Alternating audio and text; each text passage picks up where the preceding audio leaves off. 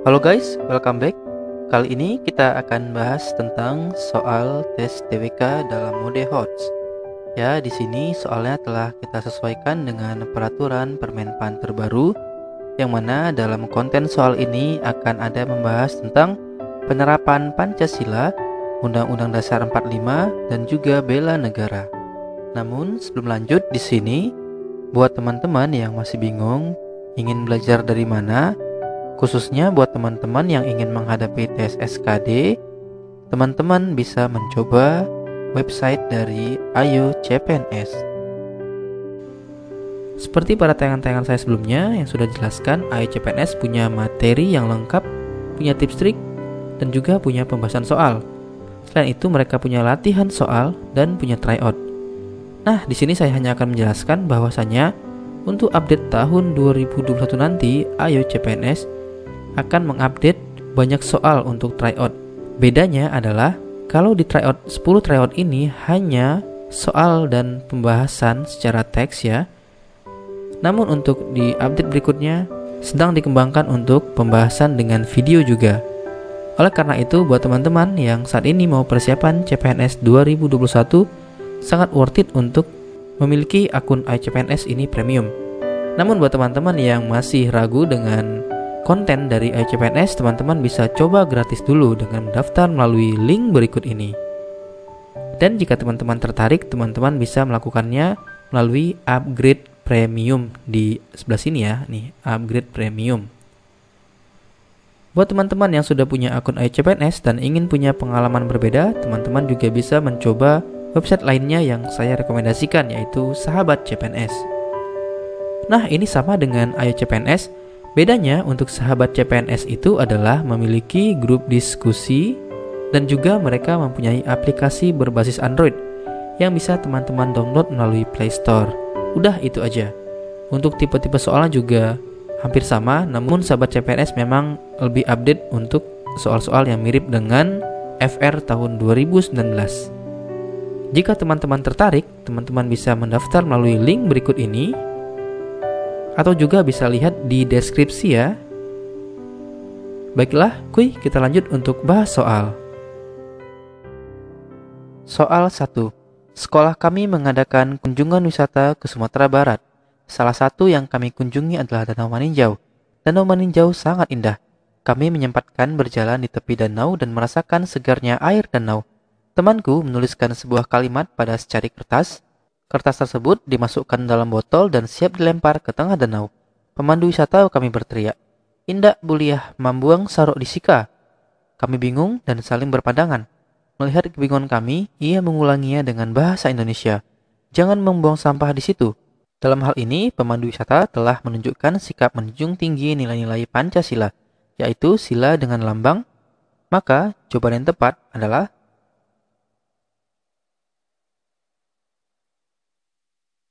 pohon beringin. Sesuai dengan sila ketiga dengan lambang pohon beringin, karena terdapat unsur mengembangkan rasa cinta kepada tanah air dan bangsa.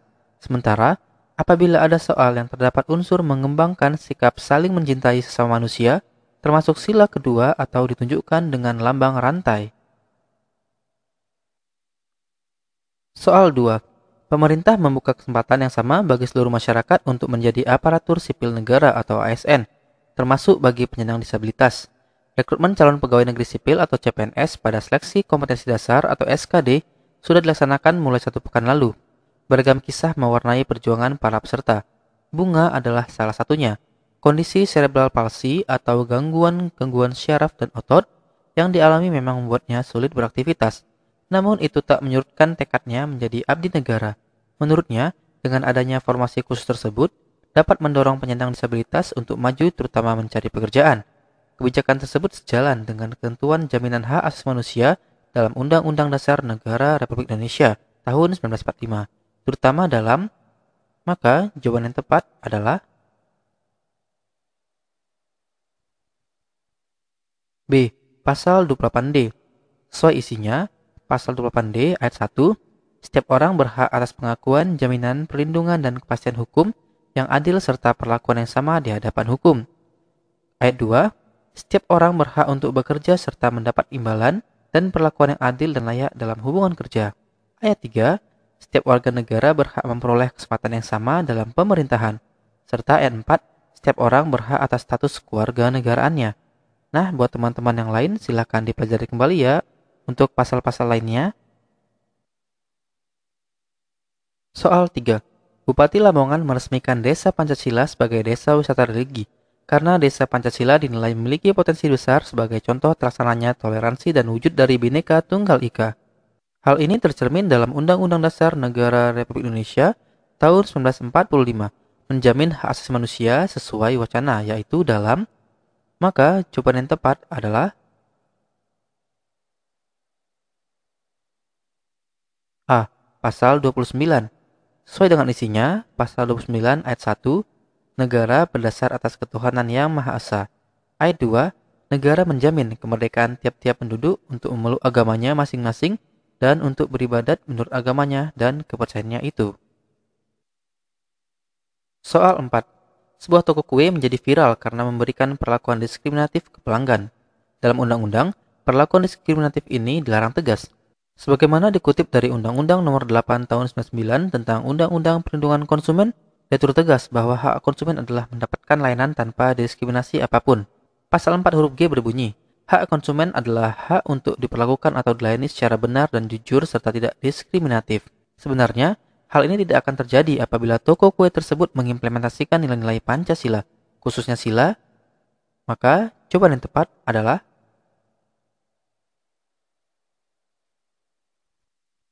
B. Kemanusiaan yang adil dan beradab. Hal ini tidak akan terjadi apabila toko kue tersebut mengimplementasikan nilai-nilai dari sila kedua pada butir yang berbunyi, mengakui persamaan derajat, persamaan hak dan kewajiban hak asasi manusia, tanpa membedakan suku, keturunan, agama, kepercayaan, jenis kelamin, kedudukan sosial, warna kulit, dan sebagainya. Soal 5. Budi ikut pemilihan RT.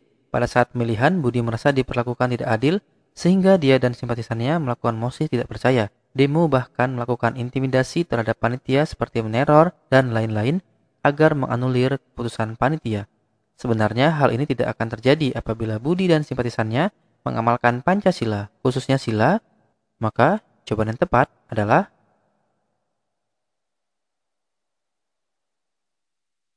B. Kepala banteng. Jika mereka mengamalkan sila keempat yang ditunjukkan dengan lambang kepala banteng, tentu akan menerima hasil keputusan dari proses pemilihan.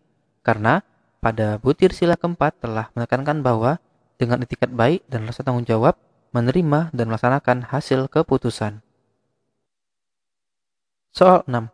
Konsepsi Pancasila tentang hubungan antara manusia dan masyarakatnya adalah terciptanya keselarasan, keserasian, dan keseimbangan yang berarti, maka jawaban yang tepat adalah D. Meletakkan kepentingan umum di atas kepentingan pribadi dan golongan. Konsepsi Pancasila tentang hubungan antara manusia dan masyarakatnya adalah terciptanya keselarasan, keserasian, dan keseimbangan yang berarti meletakkan kepentingan umum di atas kepentingan pribadi dan golongan. Soal 7. Untuk dapat menjadi bangsa yang maju, Indonesia berupaya meningkatkan kualitas sektor pendidikan. Salah satu caranya adalah dengan mengirimkan putra-putri terbaik bangsa untuk belajar dari berbagai perguruan tinggi terbaik di dunia. Banyak kerjasama telah dijalin pemerintah Indonesia dengan berbagai organisasi internasional dalam penyediaan bantuan dana berupa scholarship, fellowship, atau grant khusus kepada pelajar dari Indonesia. Hal di atas merupakan bentuk dari pengamalan dari Pancasila, khususnya sila yang ditunjukkan dengan lambang, maka jawaban yang tepat adalah B. Rantai. Pengamalan sila kemanusiaan yang adil dan beradab atau ditunjukkan dengan lambang rantai, yaitu mencakup bekerjasama dengan bangsa lain dalam hal pendidikan untuk meningkatkan harkat dan martabat bangsa Indonesia. Soal 8. Selain kerukunan intern beragama dan kerukunan antar umat beragama, satu hal lain yang termasuk dalam tri kerukunan umat beragama lainnya adalah, maka jawaban yang tepat adalah D. Kerukunan antara umat beragama dengan pemerintah. Tri kerukunan umat beragama tersebut meliputi 3 pokok, yakni pertama, kerukunan antar umat beragama, yang kedua, kerukunan intern umat beragama, dan yang ketiga, kerukunan umat beragama dan pemerintah. Soal 9. Dasar negara tidak hanya menjadi dasar perhubungan antar warga negara dan negara, melainkan juga dasar bagi hubungan antar warga negara, merupakan salah satu fungsi dasar negara sebagai, maka jawaban yang tepat adalah A. Pergaulan warga negara. 5 fungsi dasar negara bagi suatu negara adalah fungsi dasar tegaknya negara, penyelenggaraan negara, sumber hukum, pergaulan warga negara, dan partisipasi warga negara. Dasar negara tidak hanya menjadi dasar perhubungan antar warga negara dan negara, melainkan juga dasar bagi hubungan antar warga negara, merupakan salah satu fungsi dasar negara sebagai dasar pergaulan antar warga negara. Soal 10.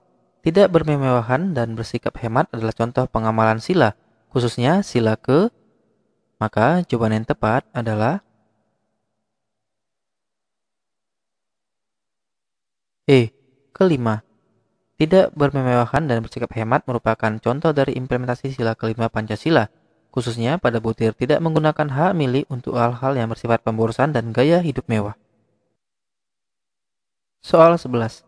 Pengamalan Pancasila dalam kehidupan berbangsa dan bernegara dapat dilakukan dengan cara pengamalan secara subjektif. Artinya, maka jawaban yang tepat adalah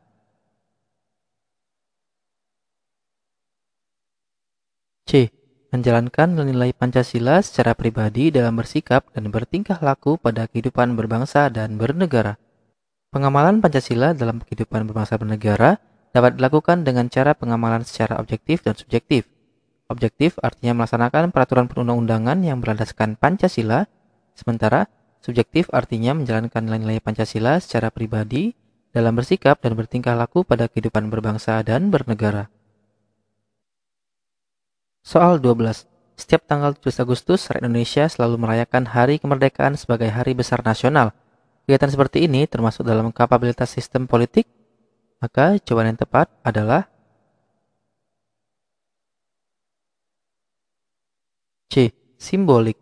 Sistem politik simbolik yaitu kemampuan membangun citra ataupun juga rasa bangga terhadap negaranya.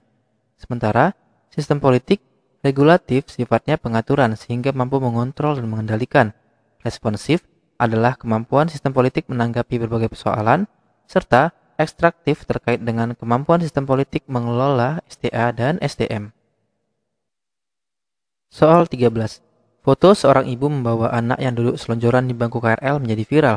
PT KAI Komuter Jabodetabek atau KCJ menuturkan bahwa ternyata ibu tersebut bukan duduk di kursi prioritas, melainkan di kursi umum pada kereta dengan rute Angke Bogor. Padahal soal imbauan sudah ditempelkan di pintu-pintu dan jendela KRL.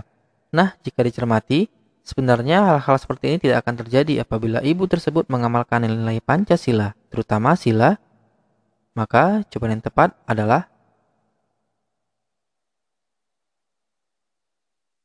B. Kedua, hal di atas merupakan contoh tidak adanya tenggang rasa di KRL. Sang ibu tidak menghargai pengguna KRL lainnya yang terganggu oleh ulahnya. Hal ini tidak akan terjadi apabila ibu tersebut menerapkan nilai Pancasila, khususnya sila kedua, pada butir mengembangkan sikap saling tenggang rasa dan tepas selera.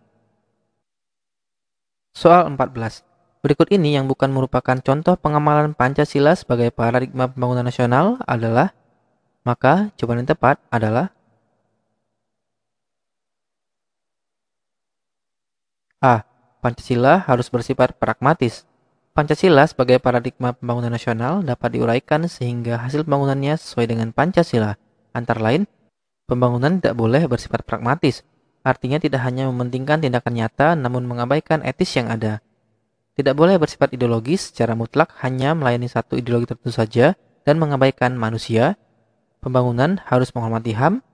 Pembangunan dilaksanakan secara demokratis dengan melibatkan masyarakat dalam pengambilan keputusan yang menyangkut mereka, serta pembangunan diprioritaskan pada taraf minimum keadilan sosial. Soal 15. Negara mempunyai kedaulatan dan yurisdiksi sepenuhnya terhadap wilayahnya yang bersifat lengkap. Hal ini berarti, maka jawaban yang tepat adalah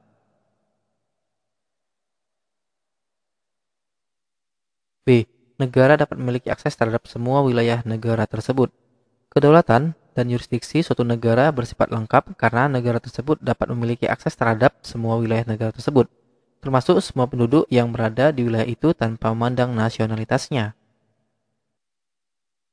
Soal 16. Contoh pengamalan Pancasila sebagai pandangan hidup bangsa berdasarkan sila yang bersimbol kepala banteng adalah, maka jawaban yang tepat adalah E. Menempatkan kepentingan umum di atas kepentingan pribadi atau golongan. Sesuai sila keempat dalam butir Pancasila adalah mendahulukan kepentingan bersama di atas kepentingan pribadi dan golongan. Soal 17. Tujuan utama otonomi daerah adalah untuk meningkatkan pelayanan dan kesejahteraan masyarakat menjadi lebih baik. Akan tetapi setelah diberlakukan, nyatanya masih banyak daerah yang masih tertinggal. Di bawah ini adalah faktor yang menyebabkan daerah tertinggal, kecuali, maka jawaban yang tepat adalah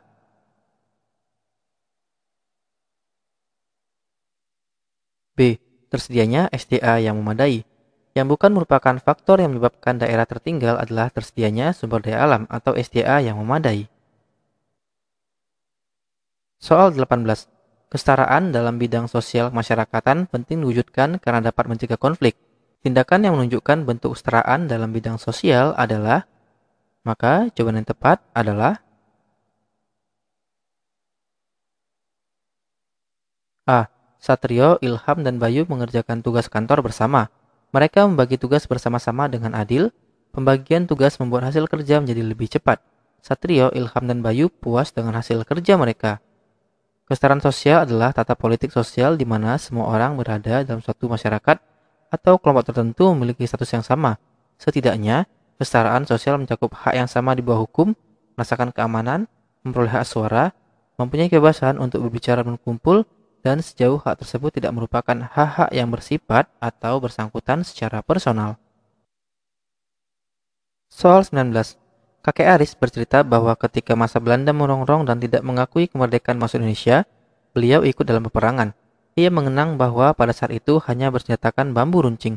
Meskipun dengan senjata yang sangat sederhana, namun sang kakek tidak takut pada penjajah dan tetap mempertahankan tanah tumpah darahnya, yaitu Indonesia. Cerita ini sesuai dengan bunyi UUD 45 tepatnya pada pasal, maka jawaban yang tepat adalah D. Pasal 27 ayat 3 yang bunyinya setiap warga negara berhak dan wajib ikut serta dalam upaya pembelaan negara. Soal 20. Dinas Intelijen Australia pernah berupaya menyadap telepon seluler Presiden Susilo Bambang Yudhoyono. Informasi ini terungkap dalam dokumen Badan Keamanan Nasional Amerika Serikat atau NSA yang dibocorkan oleh Edward Snowden. Kasus penyadapan pembicaraan Presiden Indonesia melalui jaringan telepon yang dilakukan oleh intelijen asing termasuk dalam bentuk ancaman, maka jawaban yang tepat adalah C. Spionase.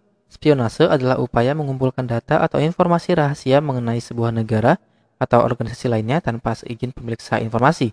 Salah satu contohnya adalah penyadapan jaringan telepon yang dilakukan oleh intelijen asing terhadap Presiden Indonesia. Nah, lebih lanjut tentang ancaman terhadap negara Indonesia, di sini bisa kita klasifikasikan menjadi dua bagian. Yang pertama, berdasarkan asal datangnya ancaman, yaitu ancaman dari luar, yaitu luar negeri, dan yang kedua, ancaman dari dalam, yaitu dari dalam negeri. Sementara klasifikasi kedua yaitu berdasarkan bentuk ancaman. Bisa kita bagi dua lagi, yaitu berdasarkan ancaman fisik, bisa berupa agresi, yaitu serangan bersenjata dari negara lain terhadap negara Indonesia, kemudian pelanggaran wilayah oleh negara lain dengan kapal atau pesawat non-komersil. Yang ketiga itu spionase tadi, atau mata-mata dari negara lain yang berusaha mengetahui rahasia militer negara Republik Indonesia. Keempatnya sabotase, yang merusak jaringan militer atau objek penting nasional yang membahayakan keselamatan bangsa. Kelima, terorisme. Dan yang keenam, pemberontakan dalam negeri. Untuk klasifikasi kedua dalam bentuk ancaman, yaitu di sini ada ancaman ideologis atau non-fisik, yang bisa dibagi lagi menjadi di bidang ideologi, di bidang ekonomi, di bidang sosial budaya, dan di bidang pertahanan dan keamanan. Baiklah, sekian dulu tayangan kali ini. Terima kasih sudah menonton. Semoga bermanfaat ya. Sampai ketemu pada tayangan selanjutnya.